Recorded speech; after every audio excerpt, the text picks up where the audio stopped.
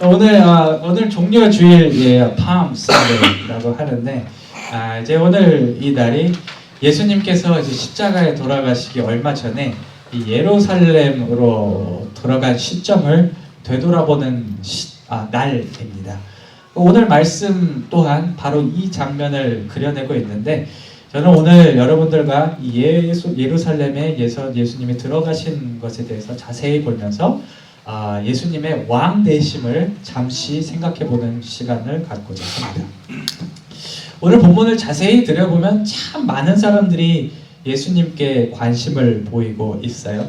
또 예수님을 따랐던 사람들이나 따르지 않았던 사람들이나 예수님이 나귀를 타고 입성하실 때 제법 큰 소동을 일으켰고 또 이에 휘말렸습니다. 오늘 본문 8절, 9절, 11절은 이 상황에 대해서 어떤 이들은 예수님을 찬양하고 또 어떤 이들은 예수님이 도대체 누구인지 알고 싶어 했다고 기술을 하고 있습니다. 사실 예수님, Jesus Christ 하면은 우리 현대 사회에서 꽤 유명한 인물이에요. 3대 성인에 속하기도 하고 또 믿는 사람이건 믿지 않는 사람이건 예수님이 이 기독교 안에서 어떤 위치를 갖고 무엇을 이루었는지 다 조금씩 알고 있어요. 무신조 교과서에도 텍스트북에도 나오죠. 그런데 오늘 본문 상황에 놓인 사람들은 이 현대인에 비해서 예수님에 대한 정보나 이해가 상당히 부족했어요. 해상처럼 나타나서 좋은 말씀, good words, good teaching 이렇게 주시고 또 아픈 곳을 치료해 주시고 또 먹이기도 하셨죠. feeding도 하셨죠. 이렇게 좋은 활동을 하시는 걸 알겠는데 정확히 예수님이 도대체 무슨 목적으로 일을 행하는지 잘 이해하지 못하는 사람들이 많았어요. 그래서 우리가 복음서를 쭉 살펴보면 예수님은 자신의 정체가 누구인지, 그리고 내가 이제 궁극적으로 이루고자 하는 하나님의 나라, the kingdom of God, 이게 무엇인지 이해시키려고 참 많은 시간을 들여서 설명하고 좋은 말씀을 이렇게 얘기했습니다. 그럼에도 불구하고 당시 대부분의 사람들이 예수님의 정확한 정체에 대해서 완전히 인식하지 못했고, 이로 인해 몇 가지 자신들이 생각하기에 적절하다고 생각하는 직책을 예수님께 붙여서 부르곤 했어요. 가장 흔하게 사용했던 직책은 선생님일 거예요. Rabbi, Teacher 많이 나오죠. 그리고 선지자라는 말도 나와요. Prophet 이렇게 부르기도 해요. 오늘 본문은 당시 사람들이 인식했던 예수님의 또 하나의 직책을 우리에게 소개하는데 그것은 왕, King. 예수님을 따랐던 사람들이 본문 9절에서 했던 찬양에서 이 사실이 드러납니다. 이렇게 목소리를 높이죠. 9절을 보면 호산나 다윗의 자손이여 찬송하리로다. 주의 이름으로 오시는 이여 가장 높은 곳에서 호산나 하더라. 이렇게 찬양을 하고 있어요. 당시 유대인들, 주시들에게는 아주 강력한 소망이 있어서 지금도 갖고 있어요. Orthodox Jews 하면 그 구약이 얘기하는 것들을 그대로 지금도 간직하고 있는데, 이 다윗 왕의 자손에서 한 구원자, Savior, Messiah라고 하죠. 구원자가 나타나서 자신이 겪고 있는 어려움들을 다 해결해버리고 또 이 다윗 왕 때 이때의 버금가는 왕국을 건설할 것이다 라는 그런 기대를 갖고 있는데, 아마 이런 소망을 예수님을 따랐던 사람들이 가졌던 것으로 보입니다. 이들이 언급하는 다윗의 자손 호산나, 이거는 하샤나 하면 이제 save us 뭐 이런 뜻인데 구원하소서라는 뜻인데, 다윗의 자손 호산나 그리고 높은 곳과 같은 이런 단어들은 이들이 예수님을 마치 자신의 어려운 상황을 강력한 힘을 통해 개선시킬 왕으로 인식하고 있음을 암시합니다. 예수님 또한 재밌는 것은 자신이 왕 되신 것을 부정하지 않으셨어요. 예루살렘 입성을 준비하면서 자신의 등장이 오래된 예언을 이루고자 함임을 드러내시며 5절에서 이렇게 얘기하시죠. 여기 말씀을 보면 시온의 딸에게 이르기를 내 왕이 내게 임하니, 그러니까 자신이 왕이라는 것을 인정하는 말씀입니다. 그런데 우리가 여기서 기억해야 할 것은 예수님이 말하는 왕, 킹하고 사람들이 이해하는 왕 사이에는 어떤 극명한 간극, 갭이 존재했다는 사실입니다. 예수님이 자신을 왕이라고 얘기하셨지만 이는 많은 사람들이 기대했던 정치적, 군사적 힘을 갖고 있는 왕을 얘기하는 것이 아니었습니다. 물론 예수님 또한 그런 힘을 충분히 갖고 계셨고 또 하셨던 사역들이 사람들의 실질적인 필요를 채워주셨죠. 미라클러스 파워로. 그런데 이제 세상적인 왕국을 세우는 것이 예수님의 목표가 아니었습니다. 예수님이 말씀하셨던 왕은 그보다는 조금 더 본질적인 그리고 우리의 내적인 영역에 적용되는 개념입니다.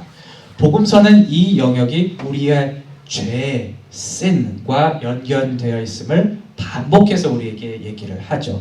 한 예로 마태복음은 제 첫 번째 장부터 예수님의 궁극적인 목표가 우리와 같은 모든 인간을 죄에서 구원하려 하심을 밝힙니다. 1장 21절에서 제가 여기 말씀 준비했는데 집사님 1장 21절 맨 위에 한번 보여주시겠어요?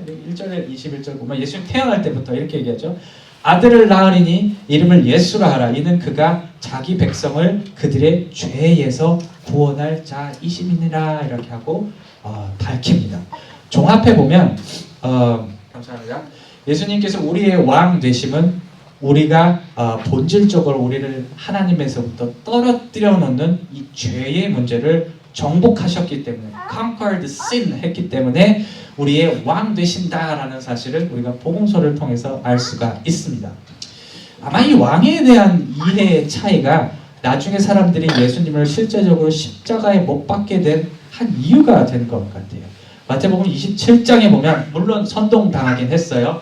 leaders들한테 priest, scribes, all the Pharisees 이 사람들한테 이렇게 선동을 당하긴 했지만 이 예루살렘의 많은 사람들이 어쨌든 예수님을 처형할 것을 원했던 것을 우리가 볼 수 있어요. Crucify him, crucify him 이렇게 얘기를 하죠. 아마 이들이 예수님께 실망 혹은 분노한 이유 중 하나는 분명히 자신이 기대했던 어떤 왕이라는 기대치에 미치지 못했기 때문에 어떤 그런 분노와 실망감이 일어나지 않았을까 우리는 생각을 해볼 수가 있습니다. 제가 얘기하고 싶은 것은 요거예요. 예수님이 생각했던 왕 그리고 예수님을 따랐던 사람들이 생각했던 왕 사이에 이 존재하는 긴장감, 이 갭은 우리로 하여금 우리가 과연 예수님을 어떻게 접근하는지에 대해서 다시 한번 생각해 보게 만듭니다. 우리가 예수님을 믿는다는 것이 혹은 믿고자 하는 이유가 혹시 예수님께서 우리 삶에 주실 실질적인 이익 때문은 아닐지요. 우리가 예수님을 기대하는 이유가 마치 세상의 높은 사람들이 우리에게 제공하는 것처럼 여러 가지 혜택을 제공할 수 있기 때문이 아닌지요. 저는 이것이 나쁘다고 얘기하는 것이 아닙니다.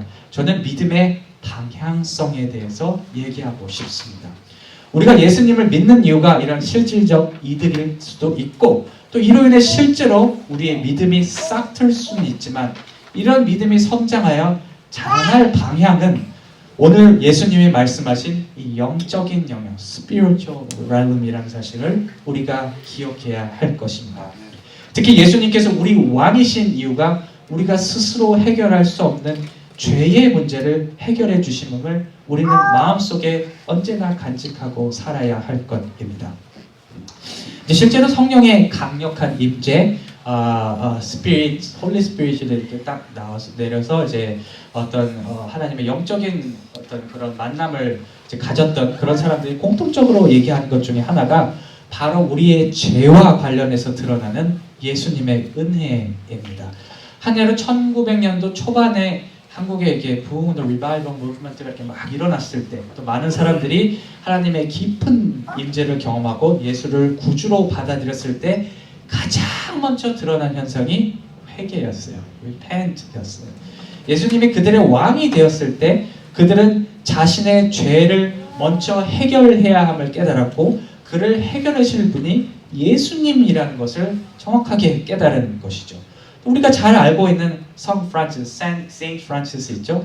이 사람도 그의 인생 내내 자신이 죄인임을 그리고 예수님이 그 문제를 해결해 줄 수 있음을 늘 인식하고 고백하고 살았습니다. 저는 오늘 본문의 이 매우 시끌벅적했던 이 예수님의 예루살렘 입성을 읽으면서 문득 이런 질문을 가졌어요. 분명 예수님께서 자신들을 둘러싼 이런 사람들의 약간은 초점이 엇나간 기대를 다 하셨을 텐데 기분이 어떠셨을까? 모든 사람들이 예수님을 치켜 세우고 흥분하고 환희에 차 있는 이 상황을 예수님 본인은 어떻게 여겼을까? 참 착잡했을 것 같아요. 나중에 십자가형을 앞두고 고백했던 것처럼 이 자리를 피하고 싶지 않으셨을까 그런 생각도 해봤습니다. 어떻게 보면 소란을 피우면 피울수록 자기에게 불리하게 상황이 돌아가고 죽음이 앞당겨질 터인데 이렇게까지 해야 하나 하는 마음이 아마 한켠에 있지 않았을까 하는 생각이 들어요. 한 가지 분명한 것은 예수님께서 이러한 부담감과 시련을 떠안았다는 사실입니다. 자신이 죽을 것을 알면서도 발걸음을 멈추지 않았어요. 물론 이는 하나님의 계획에 순종해야 되는 본인의 위치, 아들이었기 때문에 아빠의 말을, 아버지의 말을 들어야 했기 때문에 어떤 그런 의미도 있지만 우리는 그와 더불어 한 가지 또 다른 이유를 추측해 볼 수 있습니다. 바로 인간을 긍휼하게 여기는 마음 때문이었어요. 복음서 전체에서 예수님께 도움을 청해서 나 도와주세요, 도와주세요 이렇게 오는 사람들을 보고 예수님께서 가졌던 마음에 대해서 반복적으로 표현하는 표현은 긍휼, compassion입니다. 굳이 그렇게까지 할 필요가 없으셨지만 사람들을 너무 사랑하셨기 때문에 항상 그들 편에서 무언가 해주고 싶었던 것이죠. 예수님께서 오늘 본문에서 예루살렘에 입성하시며 이 불편한 마음을 가졌으면서도 앞으로 나갔던 이유는 분명히 이 사랑에서 비롯한 긍휼의 마음이 아니었을까 하는 생각을 제가 가졌습니다. 이런 예수님의 사랑이 입증하는 것은 여러분들의, 우리들의 가치입니다. 여러분들은 예수님께서 자신의 모든 것을 내어주면서까지 사랑받을 가치가 있는 존재들입니다. 나의 삶이 내 생각대로 풀리지 않는다는 것을 근거로 또 주변에 내게 보내는 시선이 좋지 않는다는 그런 판단을 근거로 여러분들의 가치를 판단하지 마시기 바랍니다. 여러분은 예수님께서 목숨까지 내놓으시며 사랑하신 존재들입니다. 여러분들의 가치를 다른 곳이 아닌 예수님의 사랑 안에서 찾으시기를 바랍니다. 최근에 참 특이한 경험을 했어요. 이제 운전 많이 하죠. 미국 살면 운전 많이 해요. 저도 애쉬랜드에 갔다 올 일이라서 이렇게 드라이빙하면서 왔다 갔다 하면서 이렇게 이런저런 생각을 하면서 제 삶을 여기 닥터 김 계시지만 짧은 인생이지만 그래도 쭉 이렇게 살펴보면서 이런저런 생각을 하면서 참 우여곡절도 많았고 또 일이 내가 원하는 방향으로 진행될 때도 또 그렇지 않을 때도 있었지만 어쨌든 하나님께서 내 삶의 중요한 순간순간들마다 붙들어 주셨구나 하는 생각을 이렇게 갖게 됐어요. 그러면서 드는 질문이 이거였어요. 도대체 왜? 도대체 왜 그러셨을까? 도대체 나같이 이렇게 부족한 사람을 굳이 신경 쓰실까 하는 생각을 하면서 이렇게 갸우뚱갸우뚱하면서 가는데 갑자기 이런 생각이 들더라고요. 하나님께서 나를 사랑하시기 때문에 이 생각이 제 마음속에 확 들어오는데 눈물이 픽 돌더라고요. 단지 이 하나님의 사랑이라는 굉장히 짧은 생각이 참 저로 인해서 할 말을 잃게 만들었고 또 마음을 가득 채우고 뜨겁게 하는 그런 경험을 했습니다. 말씀을 정리합니다. 오늘 본문이 말하듯이 예수님은 우리의 왕 되십니다. 예수님의 왕 되심은 우리가 본질적으로 가지고 있는 이 죄의 문제를 해결해요. 우리가 하나님 곁으로 갈 수 있는 길을 열어놓으심에서 기인함을 기억하시길 바랍니다. 이와 더불어 우리가 기억해야 할 것은 예수님은 사랑의 마음을 통해서 우리에게 자신을 내어주신 왕이라는 사실이라는 것입니다. 위에서 군림하기보다 낮은 곳에서 단지 우리를 사랑하는 마음으로 우리를 섬기신 왕이라는 사실을 그리고 우리가 그만큼 소중한 가치를 가진 사람들의 사실을 기억하는 살아가시는 여러분들이 되시기를 주님의 이름으로 축원합니다. 아멘.